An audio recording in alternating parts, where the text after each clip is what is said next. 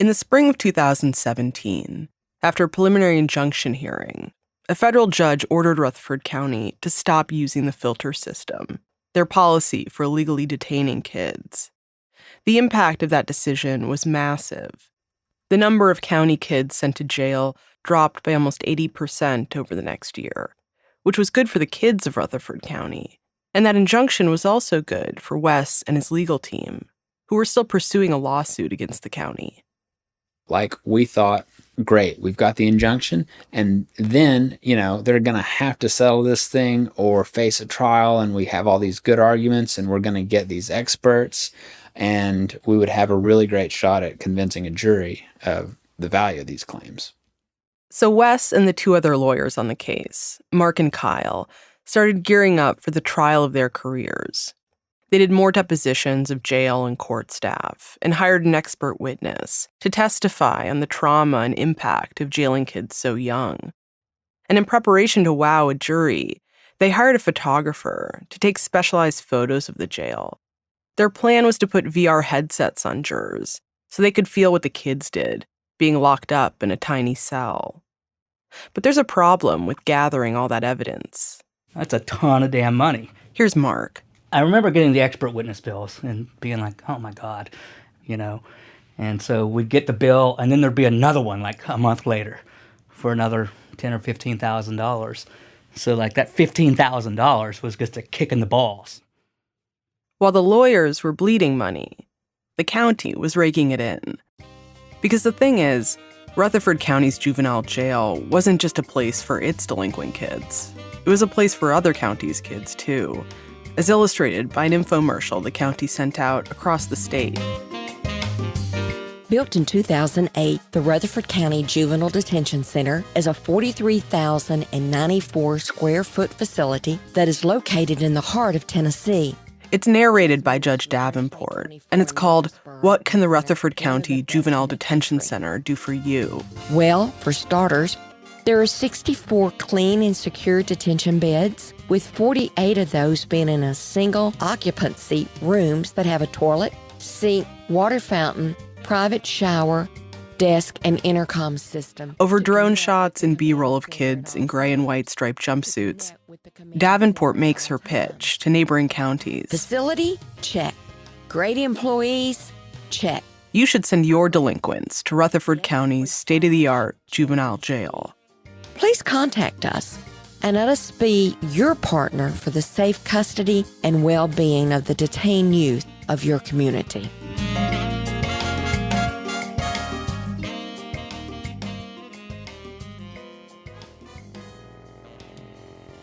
In the year after the county stopped using the filter system, after the number of Rutherford County kids in the jail plummeted, the detention center's revenue doubled.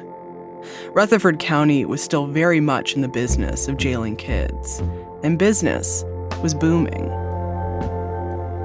A federal judge had ordered the county to stop jailing kids under the filter system, finding it was likely unconstitutional. But this was only a temporary injunction, not a definitive ruling, and there seemed to be no real fallout from it, no consequences for any county employees, not even a public apology.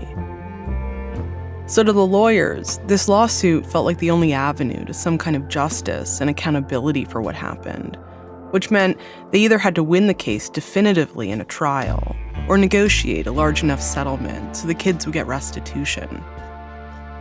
But time is its own commodity in these kinds of cases, and as the months and then years went on, time worked in the county's favor. Their lawyers filed motions to get the case thrown out, and the federal judge held off on ruling on these motions, possibly to push the two sides to settle, which just caused more time to slip away. And while that's going on, life happened for Wes, Mark, and Kyle. First, Kyle's marriage fell apart. Then Mark and his wife moved to Canada, where she grew up. He could still work on the case from there, but it was a lot harder for everyone involved. As for Wes, he'd been sober for over 3 years until I thought, it won't hurt just to try. He got back on Oxy. I could just do just one just today. It'll be fine, I won't mess anything up. That relapse actually happened earlier in the case and lasted a few months. Mark and Kyle didn't even find out. But then he had a second relapse on alcohol and prescription drugs, which was far worse. He would end up in an inpatient rehab for 4 months. Another lawyer had to come in and help out while Wes was gone. Then back to Mark. His marriage eventually ended, and so did his sobriety. He started drinking again.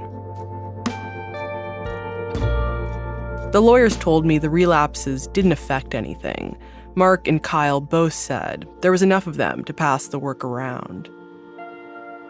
Do I totally believe none of this affected the case? I'm not so sure. But still, they were limping to the finish line. From Serial Productions and the New York Times, I'm Maribel Knight. This is The Kids of Rutherford County, Episode 4, Dedicated Public Servants.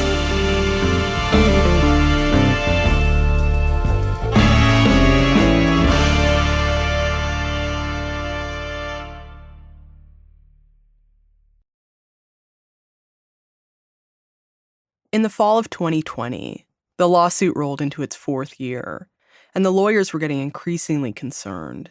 They'd sunk nearly $100,000 of their own money into the case, and they didn't know how much longer this whole thing could drag on. A few more years, maybe more. And what if in the end they lost? Kyle, usually so confident, said the decision to settle was a product of fatigue. It's cool and all to be these shoestring lawyers, he told me. But he acknowledged that there's a reason these kinds of cases are often backed by a big firm with deep pockets. By June 2021, the lawyers in the county had a deal. Here's what they agreed to. First, the preliminary injunction against the filter system would become permanent. Second, the county would pay out as much as $11 million in fees and restitution to kids who've been wrongfully arrested, jailed, or both. In the end, because of the statute of limitations, it was determined that only about 1,200 kids would qualify. And while $11 million is significant, the guys had made a big concession to get there. The process for paying the kids. What they'd agreed to was a claims-made settlement, which meant that each kid who had an eligible claim, that kid had to fill out a bunch of complicated paperwork and send it in themselves. The lawyers would help, but it was an arduous process. For each valid claim, a kid would receive about $1,000 for a wrongful arrest and $4,800 for an illegal jailing. But a recent study of these types of settlements found that only about 9% of eligible claimants ultimately file claims. And for this case, the lawyers had allowed the county to keep any money they didn't pay out. So in order to make the county really pay the full settlement amount, $11 million, the lawyers were going to have to find these 1,200 kids. And what's more, there was a hard deadline. The lawyers had just 4 months to cold call people, cold email people, cold door knock people, and let them know, hey, put in your claim, get your money, and make the county pay for what they did to you. Wait, what's in the box? There are snacks and drinks and vape pods. Eye drops? Yeah, I get dry eyes. In early October 2021, a little less than a month before the deadline, I took a ride with Wes and Kyle. Wes had just gotten back from rehab. He and Kyle were searching for people to file claims. They had a printout of a bunch of names and addresses they wanted to hit. These were the high rollers of the lawsuit, kids, most of them now adults, with multiple detention claims, meaning the lawyers believed they were illegally jailed at least 3 or 4 times, often more. Like Wes discovered that there was someone with 10 claims. There's someone with 10 claims? One person. Is that the most you've found so far? Yes, that's the most event. That's by far the most. There are 10 claims added up to $48,000. So Wes and Kyle started referring to the kid as their grand prize winner. It was exciting to think about this young guy answering the door to this news, a sudden and unexpected windfall. of almost 50 grand. We pulled up to the address, a rundown apartment complex, and we decided Wes and Kyle would go in first, then let me know if the grand prize winner was comfortable with me recording. All the information they were going off of, the names and addresses, was confidential, so they had to be really careful with what they could share with me. So I sat in the back seat of Wes's black sedan until they came back with news. What happened? Someone is there who says, I've never heard of that person. And I've lived here since 2013. Lived here since 2013, so... They debated what to do next. Should they take another crack or let this one go? Ultimately, they decided to move on, to keep going down their list of plaintiffs. As we drove off to the next address, in search of the next kid on the list, I stared out the window, trying to process what just happened. That's very sad. Did $48,000 just vaporize right then and there? At a subdivision of low-income apartments, things didn't go any better. All right, so we ended up talking to someone who seemed like maybe the apartment manager. Yeah. And that family was evicted in May. No forwarding information. No forwarding information.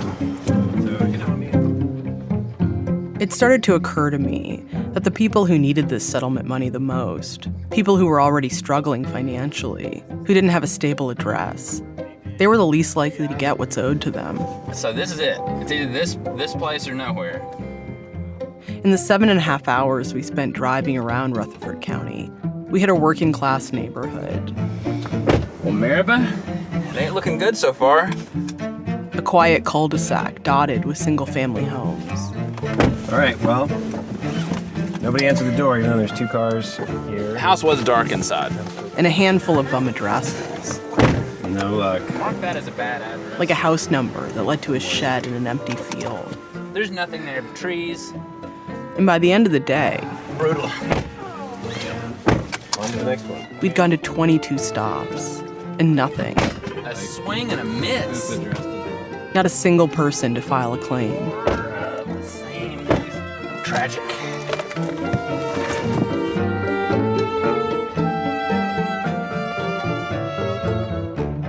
My back-of-the-envelope math was that more than $430,000 was left on the table that day. $430,000 that kids maybe wouldn't get despite what was done to them. In the weeks that followed, I continued to wonder about the grand prize winner, the kid with $48,000 in claims. So I kept checking with the guys, asking if they'd gotten any leads on him. But nothing. They couldn't find him. He was far from the only one. Other claimants were just as unfindable to the lawyers, no matter how many public records databases they scrubbed. A few had been killed. Some were now in prison. Wes was shocked at how few people were responding.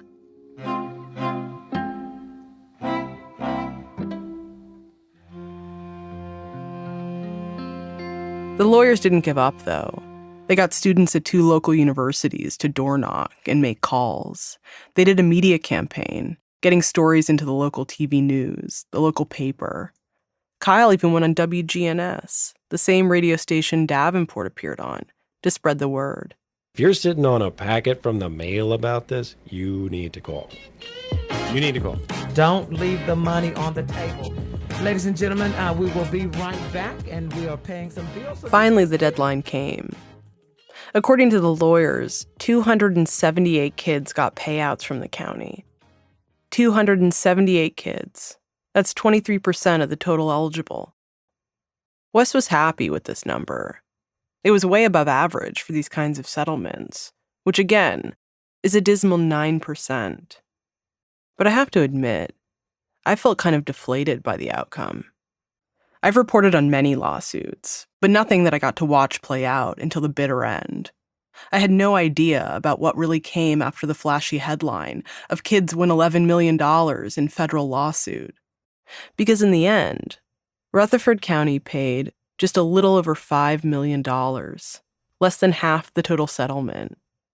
Almost $3 million of that went to the lawyers and administrative costs. The kids, only got $2.2 million, and the county got to keep the rest, almost $6 million. The county also admitted no wrongdoing. I couldn't help thinking of the 900 or so kids who didn't get paid, not to mention the hundreds, maybe thousands of others over the years who weren't even eligible because their arrests or detentions fell outside the statute of limitations. I told Wes I found this settlement a little bit heartbreaking. Wes, understandably, found me a little bit annoying. Sure, in an ideal world, there would be $100 million, and the county would have to plow the detention center under and do all these things they should have done instead of building, supermax kid prison, right? Like, that's ideal, but there was no mechanism or possibility for that to occur. So within the context of what's possible here, I feel like it's a really great outcome.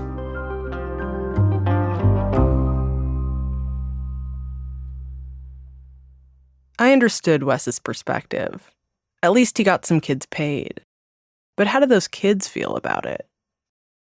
Yes, ma'am. I actually made $16,000 off of it. You met Zeb in the last episode. He was the kid arrested for taking a Bluetooth speaker from his grandma when he was a teenager. Zeb is now 22 years old. What was it like to get that $16,000? Honestly, it felt really good, but it's still $16,000 wouldn't make up for the traumatizing experiences I actually felt in the juvenile system. Mm-hmm. Zeb still remembers his time in juvie. The booking process, the cold shower in front of the guard, then into his jumpsuit and into his cell, which was also freezing cold. Lots of people told me how cold the jail was. Everywhere, just so cold. Zeb remembers finally going in front of Judge Davenport, who he says sent him back to the jail for 2 more weeks. He remembers that at some point he had an anxiety attack. He remembers calling for a guard, but says it took 2 hours for someone to finally check on him. Nearly a decade later is when he got his payout from the county. He says the money felt like an acknowledgement of what happened to him, but not like an apology, not a reckoning. It kind of felt like they were just paying for the wrongs they did, not knowing that they put a lot of emotional abuse on people that didn't deserve it. Zeb knew others who got payouts too. His brother got a claim. And also... Actually, one of my great friends got it too. Wow, who was that? Or maybe, are you still in touch with him? Yeah, I mean, he's in jail now. He just violated his community corrections. But his name was Quintarius Frazier. I know Quintarius. Wait, is he back in jail? Yeah, he's in jail now. Quintarius Frazier, the kid from the solitary case in episode 2. Turns out, he too was paid by Rutherford County. Just like Zeb, he'd gotten around $16,000. He's also 22 years old now. He's been in and out of the county jail for the last few years, mostly for probation violations stemming from cases when he was a juvenile. He's back this time on another set of violations: drinking, smoking weed, not letting his probation officer search his phone. He's been locked up for about a year. It's hard to disentangle what's going on with Quintarius today with what happened to him in the past. But you've got to wonder. Several of the kids I spoke to told me they felt going to juvie, especially for such minor stuff, marked them for the rest of their youth. You don't fit in with the good kids anymore. You're now a bad kid, one said. I really am like a bad kid now, another told me. And so some lived up to that, swapped one identity for another. A number of studies I've read say that kids who are arrested and jailed are more likely to reoffend, more likely to drop out of school, and more likely to end up in the adult system. Not too long ago, I had lunch with Quintarius's mother, Sharika. I asked her where the settlement money is now, and she told me it's almost gone. With no other income, Quintarius had been spending some of it on his commissary and phone calls from the county jail, meaning a good chunk of his settlement money had actually gone right back to Rutherford County.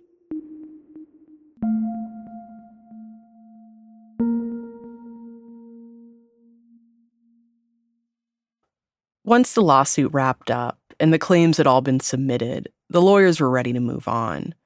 Mark was off in Canada, eventually going to rehab for his drinking. Kyle had just remarried and was looking for his next big case. And Wes, he too had new lawsuits to file, other municipalities to sue. He told me cases fighting for sex offenders' rights are, quote, so hot right now. But I wasn't so ready to move on from Rutherford County. It felt like I got away with something, not just because of the money, but also because the adults in charge still had their jobs. Judge Davenport, who oversaw a juvenile justice system that had wrongfully arrested and jailed over 1,000 kids, she was about to run for another 8-year term. And Lynn Duke, who put together the filter system, who called the jail a well-oiled machine, she was still the director there, going on her 21st year. I wondered, how much could have really changed if all the people running the place were still the same? More on that after the break.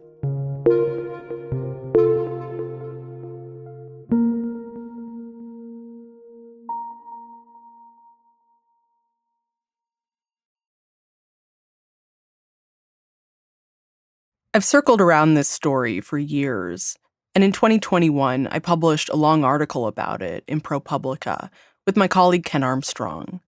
We wrote about the Hobgood arrests, about Judge Davenport's directives on arresting kids, about the jail's filter system and its use of solitary confinement.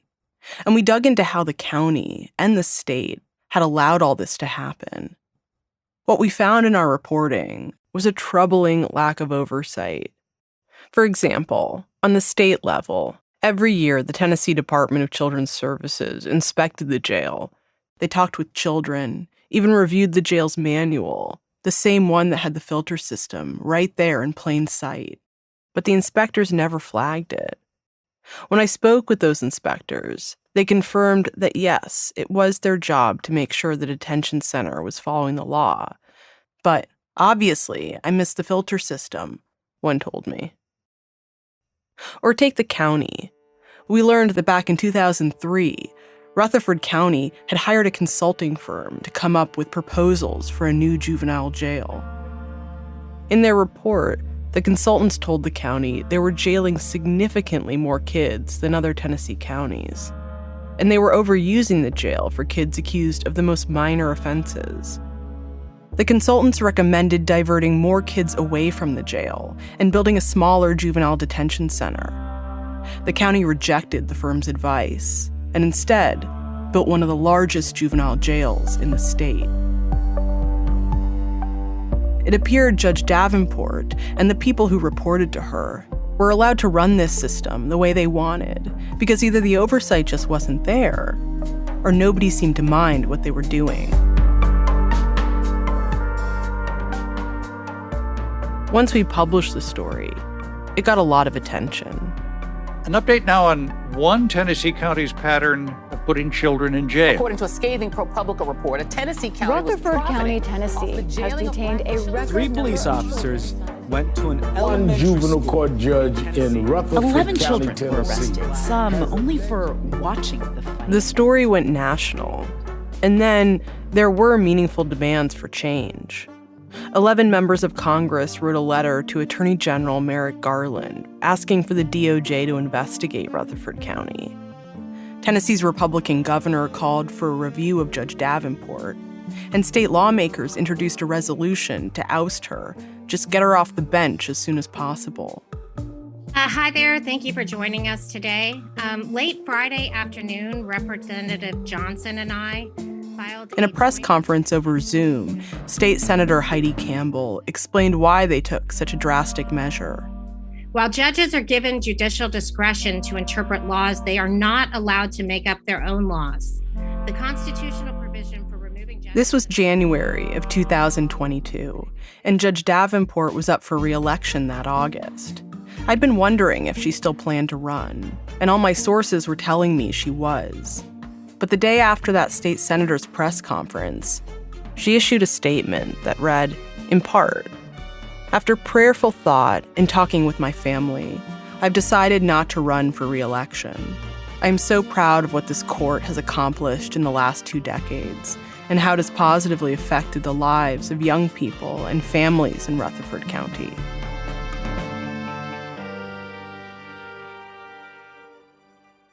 After more than 20 years on the bench, Judge Davenport was retiring. And suddenly, all the calls for investigations, the resolution, it all just stopped. There would be no disciplinary action. Instead, Judge Davenport would remain on the bench for another 7.5 months, hear hundreds more cases, and leave with her pension intact. So here's the question. What has changed in Rutherford County, and what hasn't? Well, on the change side, local police stopped using Davenport's arrest policy, and the jail stopped using the filter system, which had a huge effect. This past fiscal year, there were just 96 kids from Rutherford County jailed, a big difference from its peak of 1,400 in 2008, the year the filter system was written into the jail's manual. In addition, the county's now set up an oversight board for the Juvenile Detention Center, taking authority over the jail away from the judge and giving it to a team of citizens. The board members inspect the jail, scrutinize its policies, and even have the power to hire and fire the director. After the oversight board was announced, I reached out to one longtime county commissioner, Jeff Phillips. Jeff has been a county commissioner off and on since 1990. He's not on the oversight board, but he helped set it up. And for more than 10 years, he sat on the Public Safety Committee, which met monthly with the jail's director and approved its yearly budgets. I wanted to know what Jeff made of the revelations from the lawsuit and what lessons the county was now taking from all this. But as soon as I started in with my first, rather innocuous question, he cut me off.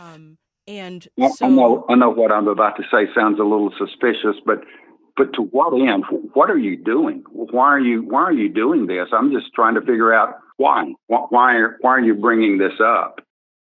I understood Jeff's concern.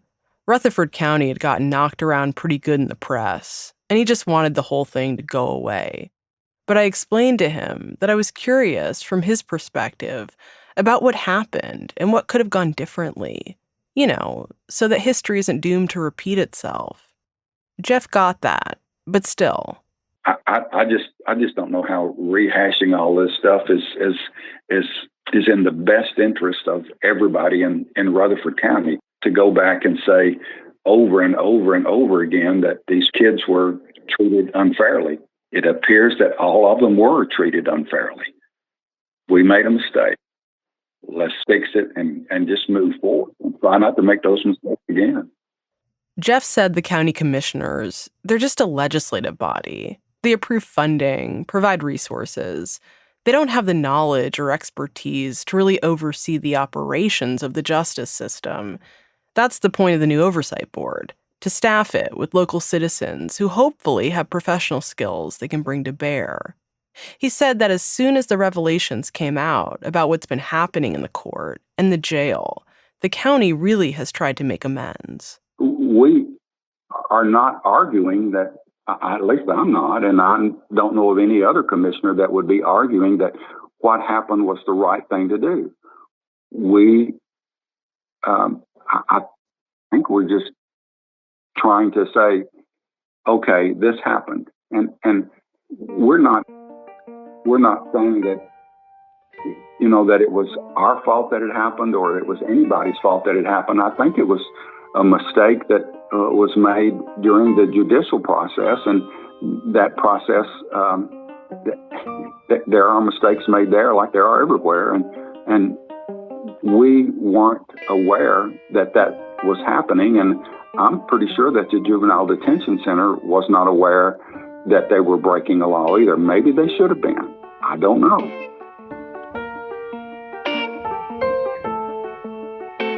A longtime county official admitting pretty clearly that the system was a mistake, it's significant, a meaningful starting point to some real accountability. But it wasn't totally clear to me what Jeff thought that mistake actually was, or who made it. Which brings us to what hasn't changed in Rutherford County. To my mind, if you're willing to admit that this policy was a mistake and harmful to kids, then the logical extension is to hold the people responsible for it. Well, responsible. Have them face consequences for implementing this system that went on for more than a decade and was ultimately the mass jailing of children. But that has not happened. Like I said, Judge Davenport got to leave on her own terms, with no formal punishment for her actions. And Lynn Duke, the woman who implemented and oversaw the filter system, she still has her job, despite the fact that the jail she runs has now been forced to comply with 2 federal injunctions, one over the filter system and the other over its use of solitary confinement. And all this has cost the county significant money. But ever since the lawsuit settled, county officials have rallied around her. Rutherford County's mayor told the local paper, "Miss Duke is doing a fine job." And those on the new oversight board have said they have no plans to replace her. "She has our support," one board member said.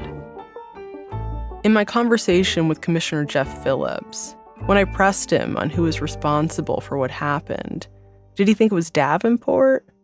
Duke? He was resolute. You get this really clear. I am not going to mention names, and I'm not going to point fingers at anybody else. I'm just not going to do that. Why is it important for you to not do that? Because I think there are some dedicated public servants out there whose lives have the potential to be ruined because of something that might be said from a negative perspective about them and how they've conducted their professional life. And I just don't think that that's fair.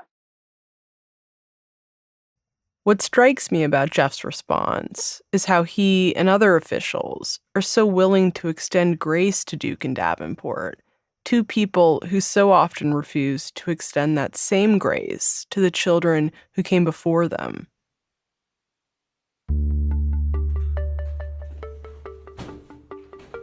Recently, I went back to Rutherford County, to the juvenile courthouse. It's a brutalist beige building that sits across the street from a car dealership.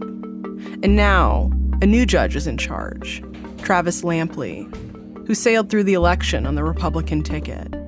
When I asked him what needs to change, he said, "This county needs a judge that will follow the statutes," which he seems to be doing. But that doesn't mean the system is operating totally fairly. For one, even though a lot of kids are not being jailed by the county anymore, there's some pretty significant disparities in which of them are. The year before the filter system was stopped, the racial disparities of the kids arrested were pretty aligned with the rest of the country, where a disproportionate number of kids locked up were Black. But once the filter system ended, the racial disparities shot up. Last year, 67% of the kids locked up from Rutherford County were Black. This isn't a place where just 17% of the population is Black. It appears that the filter system, with its vast overreach, had its own twisted desegregation effect. Beyond that, the jail continues to house kids from other places. More than 40 different counties across Tennessee, almost half the state, send their wayward kids to Rutherford County. And when I took a close look at what's happening to those kids, the out-of-county kids, I noticed something.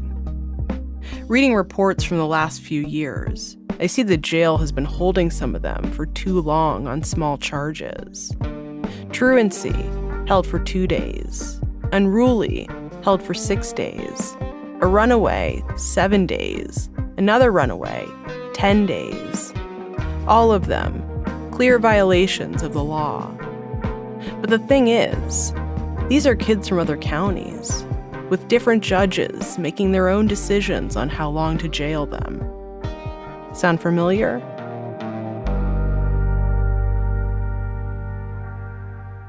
When I asked the state monitor who compiles the reports about this, she said, "You're always going to have one somewhere, a judge who tells you, 'This is my court. and I'm just going to do what I need to do. When I eventually make my way into the juvenile courtroom, I take a seat in the back, sliding into a long wooden pew, and I still see what I've always seen. A room full of anxious kids and parents, tired-looking attorneys, court staff streaming in and out. It's Tuesday, which means it's plea day, so a docket full of kids taking plea deals. Their charges run the gamut, from possession of marijuana to having a firearm underage. There's a lot of domestic assaults, kids fighting with parents, also evading arrest, theft, burglary. The deals they make are often community service or probation, and for many, the promise of expungement, the case wiped from their record, but they gotta follow the program. No more bad choices. I noticed the courtroom's less colorful now. Davenport used to have lots of pictures drawn by kids hanging on the walls. I assumed she took them with her when she left. But today, one picture catches my eye, one that wasn't here before. It's a large, almost life-size portrait of Judge Davenport. It hangs right next to the bench, peering over the shoulder of the new judge, smiling wide and proud, the mother of Rutherford County.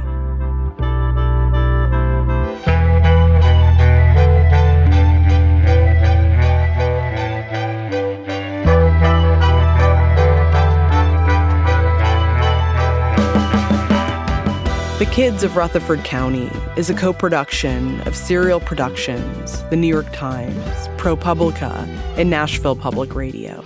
It was reported by me, Maribel Knight, with additional reporting from Ken Armstrong.